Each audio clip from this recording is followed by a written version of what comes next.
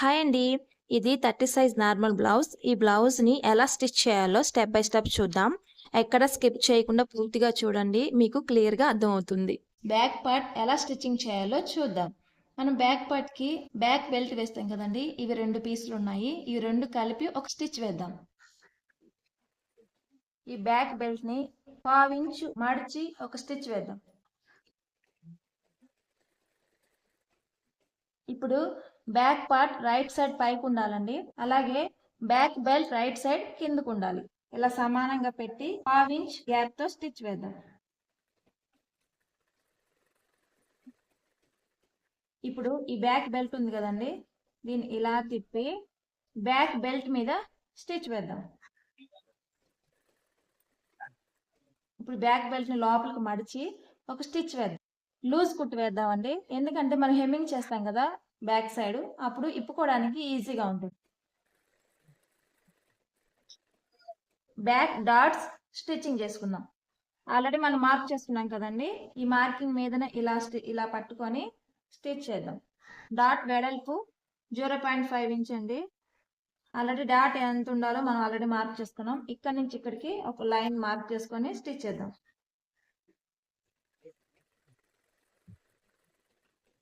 రెండో డాట్ కూడా స్టిచ్చింగ్ చేద్దాం. బ్యాక్ పార్ట్ స్టిచ్చింగ్ కంప్లీట్ అయ్యిందండి. ఫ్రంట్ పార్ట్ ఎలా స్టిచ్చింగ్ చేయాలో చూద్దాం. ఇప్పుడు ఈ ఫ్రంట్ పార్ట్ ఉంది కదండి, పైది ఇలా పక్కకు పెట్టండి, కింద ఉన్నది ఇలా పెట్టాలి. అంటే రైట్ టు రైట్ అనమాట. ఇలా పెడితే ఏంటంటే మనం కుట్టేటప్పుడు కన్ఫ్యూజ్ లేకుండా ఉంటామండి. ఇలా గుర్తు పెట్టుకోండి, రైట్ అని ఒక టిక్ మార్క్ పెట్టుకోండి. కొత్తగా నేర్చుకునే వాళ్ళు ఇలాంటి విషయంలో కన్ఫ్యూజ్ అవుతారండి. ఇప్పుడు ఈ డాట్స్ స్టిచ్చింగ్ చేద్దాం. ఫస్ట్ మెయిన్ డాట్ స్టిచ్ చేద్దాం. ఇక్కడ స్టిచ్ వేద్దాం. తర్వాత సెకండ్ డాట్. ఇప్పుడు మూడో డాట్ ఇలా ఉంది కదా అండి, దీన్ని ఇలా పెట్టుకొని ఇలా అన్నామంటే మనకి ఇక్కడ ఒక లైన్ ఏర్పడిపోతుంది. ఇట్లా సమానంగా పట్టుకుంటే మనకి ఇక్కడ డాట్ వేయడానికి ఈజీగా ఉంటుంది. చూసారా ఎలా వచ్చిందో? డాట్స్ ఎలా స్టిచ్ చేయాలో చూపించాను కదండి, నేను ఒక వైపుతే చూపిస్తున్నాను, రెండో వైపు చూపించట్లేదండి. ఇది స్టిచ్ చేసి మీకు చూపిస్తాను. ఇదిగోండి, సెకండ్ వన్ కూడా స్టిచ్ చేశాను. ఇప్పుడు మనం షేప్ బెల్ట్ ఎలా స్టిచ్చింగ్ చేయాలో చూద్దాం. ఇప్పుడు షేప్ బెల్ట్ స్టిచ్ చేద్దాం. ఇక్కడ 1/2 ఇంచ్ గ్యాప్ తో స్టిచ్ వేసుకుందాం. అలాగే ఇంకోటి కూడా స్టిచ్ చేద్దాం. ఇవి 2 కదా అండి, దీన్ని ఇలా పక్కకు పెట్టి ఇక్కడ ఎడ్జ్ లో ఒక స్టిచ్ వేద్దాం. ఇప్పుడు దీన్ని ఇలా పెట్టుకొని 1/2 ఇంచ్ గ్యాప్ తో స్టిచ్ వేద్దాం. దీని చుట్టూ మనం స్టిచ్ చేద్దాం. ఇలా రెడీ చేసుకున్న షేప్ బెల్ట్ ని ఫ్రంట్ పార్ట్ కి స్టిచ్ వేద్దాం. మనం ఎటువైపు అయితే 3.5 ఇంచెస్ పెట్టుకున్నామో ఆ రెండు ఎదురెదురు రావాలి. ఇప్పుడు ఇలా ఉంది కదండి, దీని మీద ఇలా పెట్టాలి. ఈ మూల ఉంది కదండి, ఈ మూల దీని మీద ఇలా పెట్టాలి. ఈ మెయిన్ డాట్ ఉంది కదండి, ఇలా పాదం వైపు ఇలా మడవండి. ఇలా మడిచి ఇలా పెట్టండి. ఒకవైపు చూసారు కదండి, రెండో వైపు కూడా సేమ్. దీన్ని నేను చూపించట్లేదండి. షేప్ బెల్ట్ స్టిచ్చింగ్ చేయడం అయింది. ఇప్పుడు ఊక్స్ పట్టి కాజా పట్టి ఎలా స్టిచ్చింగ్ చేయాలో చూద్దాం. ఈ 2 పీసులు ఊక్స్ పట్టికి ఒకటి, కాజా పట్టికి ఒకటి తీసుకున్నానండి. ఊక్స్ పట్టి స్టిచ్ వేద్దాం. ఫస్ట్ క్లాత్ ని ఇలా ఫోల్డ్ చేయాలి, దీని మీద పెట్టి 1/2 ఇంచ్ గ్యాప్ తో ఒక స్టిచ్ వేద్దాం. ఇప్పుడు ఈ మిగిలిన క్లాత్ ఇలా లోపలికి మర్చి స్టిచ్ వేద్దాం. ఇప్పుడు దీన్ని ఇలా పెట్టి ఈ ఊక్స్ పట్టి మీద ఒక స్టిచ్ వేద్దాం. ఇప్పుడు దీన్ని ఇట్లా పెట్టి ఇలా, ఈ క్లాత్ ఉంది కదండి, దీన్ని ఇట్లా ఒక మడత వేయాలి, మళ్ళీ రెండో మడత వేయాలి. ఇక్కడ ఒక స్టిచ్ వేద్దాం. చూసారా, ఊక్స్ పట్టి రెడీ అయింది. ఇప్పుడు కాజా పట్టి ఎలా స్టిచ్ చేయాలో చూద్దాం. ఇది ఇలా ఉంది కదండి, దీన్ని ఇలా తిప్పి ఇది పెట్టి స్టిచ్ వేద్దాం. పెట్టండి. ఇట్లా కొంచెం మడిచి తర్వాత మొత్తం తిప్పాలి. ఇట్లా ఖర్చు అనేది లోపల వైపు పెట్టాలండి, ఇట్లా పెట్టుకోవాలి. ఇదేనండి ఫ్రంట్ పార్ట్ కి షేప్ బెల్ట్, ఊక్స్ పట్టి, కాజా పట్టి స్టిచ్చింగ్ కంప్లీట్ అయ్యిందండి. Back part and front part కి షోల్డర్స్ ఎలా జాయిన్ చేయాలో, అలాగే నెక్ కి మెడ పీసులు కూడా ఎలా జాయిన్ చేసి స్టిచ్చింగ్ చేయాలో కూడా చూద్దాం. ముందుగా బ్యాక్ పార్ట్ ఇలా పెట్టాలండి. అంటే రైట్ సైడ్ అనేది పై వైపుకు ఉండాలి. అలాగే ఫ్రంట్ పార్ట్ అనేది రైట్ సైడ్ కిందకు ఉండాలి. కొత్తగా నేర్చుకునే వాళ్ళు ఒక టిక్ మార్క్ పెట్టుకోండి. ఈ మార్క్ అనేది ఎదురెదురు ఉండాలన్నమాట. అట్లాగా రెండు పెట్టుకోండి. పెట్టుకున్న తర్వాత షోల్డర్స్ జాయిన్ చేసుకునే ముందు ఒకసారి చూసుకోవాలండి. హుక్స్ పట్టి రాజా పట్టి ఎదురెదురుగా ఉన్నాయా లేవా అనేది చూసుకొని స్టిచ్ చేయాలి. షోల్డర్ స్టిచ్ చేసేటప్పుడు ఎప్పుడైనా సరే నెక్ వైపు నుండి స్టిచ్ చేయాలండి. మీకు ఇక్కడ ఒకటి చెప్తానండి, ఎప్పుడైనా సరే షోల్డర్స్ జారుతున్నాయి అని మనకు తెలిసినప్పుడు ఇక్కడ పావించు స్కేల్ తీసుకొని ఈ పావించు దగ్గర నుండి ఈ లైన్లోకి కలిపేసుకోవాలి.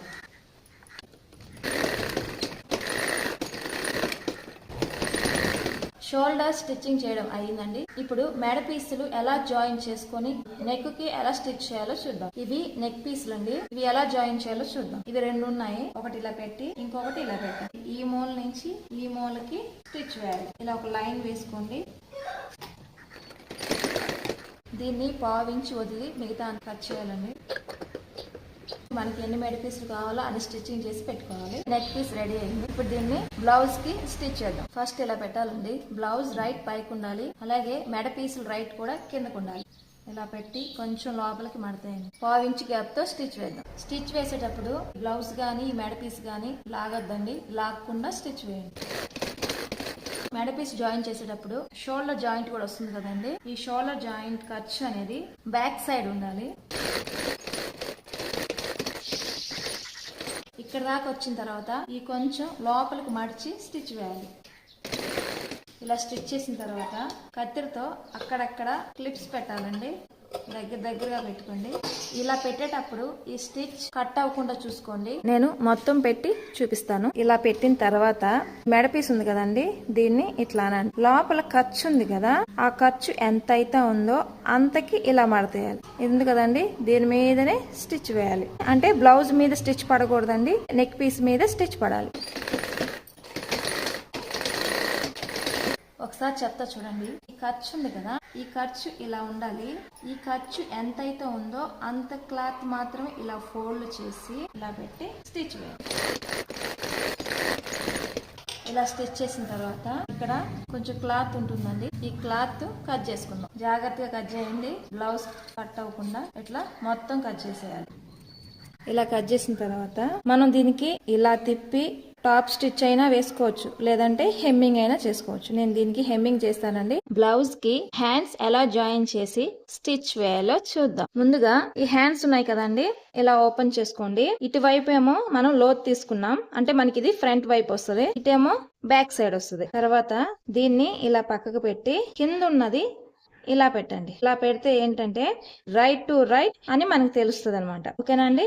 ఇప్పుడు ఈ హ్యాండ్స్ ఉన్నాయి కదండి, కింద వైపు మనం ఖర్చు వదులుకున్నాం కదా, ఈ ఖర్చు దగ్గర మనం నేనైతే హెమ్మింగ్ చేస్తానండి. ఈ హెమ్మింగ్ చేసే ముందు ఇక్కడ ఎలా స్టిచ్ చేయాలో చూద్దాం.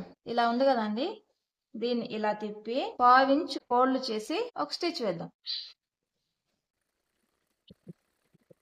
ఇలా స్టిచ్ చేసిన తర్వాత సెకండ్ హ్యాండ్ తీసుకోవాలండి. అంటే రాంగ్ సైడ్ పైకి ఉండాలి. అలాగే ఈ లోతు అనేది ఎదురెదురు ఉంటే పని అనేది ఒకేసారి కంప్లీట్ అయిపోతుంది. తర్వాత మనకి కన్ఫ్యూజ్ లేకుండా కూడా ఉంటుంది. తర్వాత మనం ఇక్కడ ఖర్చు ఎంతైతే వదిలేమో అంతకి ఇట్లా ఫోల్డ్ చేసి లూజ్ కుట్ వేద్దాం. నేను దీనికి హెమ్మింగ్ చేస్తానండి, అందుకే లూజ్ కుట్ వేస్తున్నాను.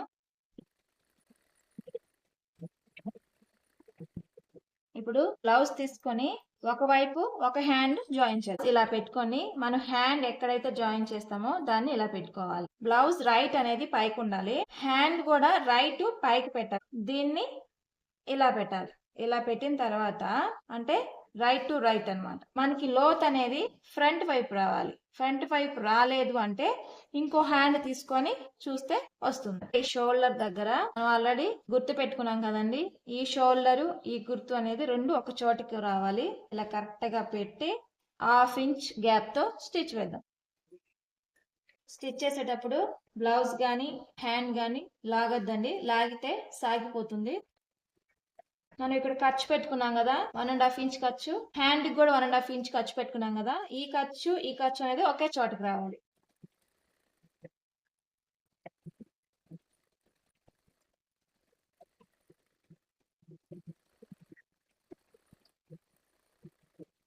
రెండో హ్యాండ్ కూడా సేమ్ అండి. ఇదిగోండి హ్యాండ్ స్టిచ్చింగ్ కంప్లీట్ అయిపోయింది. సైడ్ జాయింట్స్ ఎలా స్టిచ్చింగ్ చేయాలో చూద్దాం.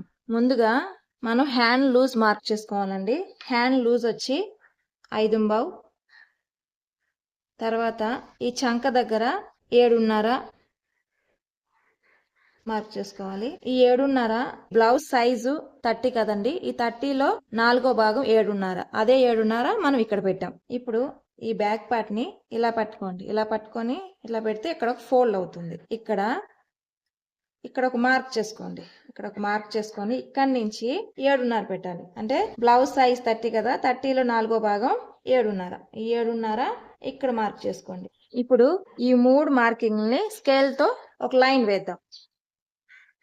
కొత్తగా నేర్చుకునే వాళ్ళు ఇలా స్కేల్ తో లైన్ వేసుకుంటే మనకి ఈజీగా ఉంటుంది. అంటే వంకర టింకరగా వెళ్లకుండా స్టిచ్ అనేది ఈజీగా వస్తుంది. ఇప్పుడు స్టిచ్ వేద్దాం. ఇక్కడ దాకా వచ్చిన తర్వాత ఇక్కడ చాలా మందికి ప్లస్ గుర్తు రావట్లేదు అంటారు కదండి. అది మనం ఇక్కడ కరెక్ట్ గా పట్టుకోవాలి. అంటే ఈ స్టిచ్ అనేది ఒకదాని మీద ఒకటి వస్తే మనకి కరెక్ట్ గా వస్తుంది. ఈ ఖర్చు అనేటివి పై వైపు ఉండాలి. ఇలా స్టిచ్ వేయాలి. సమానంగా పట్టుకోవాలి. ఇక్కడ దాకా వచ్చాక రఫ్ కుట్టేయాలండి. అప్పుడు మనకి ఊడిపోకుండా ఉంటుంది. ఈ స్టిచ్ వేసాం కదండి, దీని పక్కనే ఇంకో 2-3 స్టిచెస్ వేయాలి 1/2 ఇంచ్ గాతో. ఎందుకంటే మనకి ఎప్పుడైనా బిర్ర అయినప్పుడు ఇప్పుకోవడానికి ఉపయోగపడుతుంది. ఇలా స్ట్రైట్ గా లైన్ వేయలేము అనే వాళ్ళు స్కేల్ తీసుకొని స్కేల్ తో లైన్ స్ట్రైట్ గా గీసుకొని స్టిచ్ వేయచ్చు.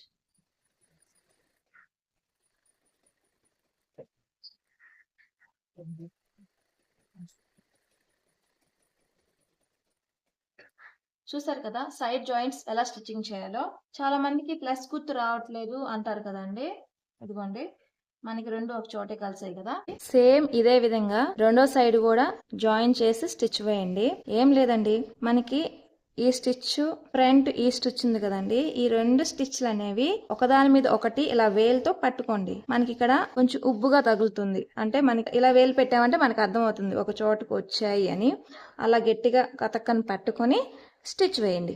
నేను ఇప్పుడు రెండో సైడ్ స్టిచెస్ చూపించట్లేదండి, వేసి చూపిస్తాను.